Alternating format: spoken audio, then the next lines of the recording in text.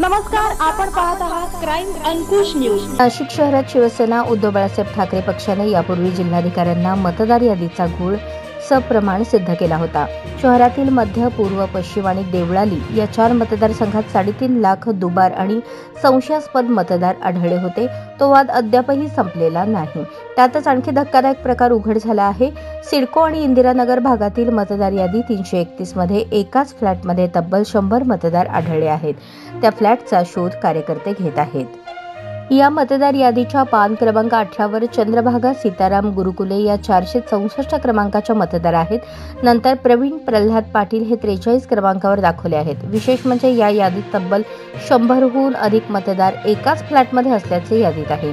यादी तपासली असता रघुवीर अपार्टमेंटमधील फ्लॅट क्रमांक 2 मध्ये कांबळे, पाटील, सांगळे, महाले, बिरारी, अभ्यंकर अशी आडनावे असलेले 100 मतदार एकाच फ्लॅटमध्ये राहत असल्याचे दाखवले आहे।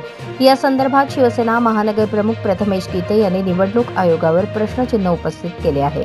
यापूर्वी नानावली परिसरामध्ये एकाच घरात 813 मतदार दाखवले होते। त्याची तक्रार केल्यावर प्रशासनाने सारवासारव करण्याचा प्रयत्न केला।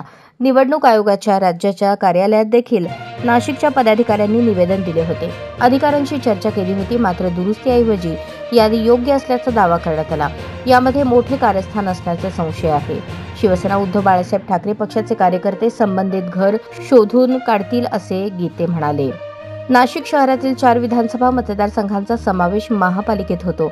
आगामी महापालिका निवडणुकीसाठी हीच यादी वापरली जाणार आहे।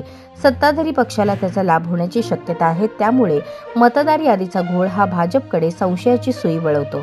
याबाबत थातुरमातुर खुलासा न करता यादी दुरुस्तीचे आव्हान स्वीकारावे अशी मागणी शिवसेना उद्धव बाळासाहेब ठाकरे पक्षाने केली आहे।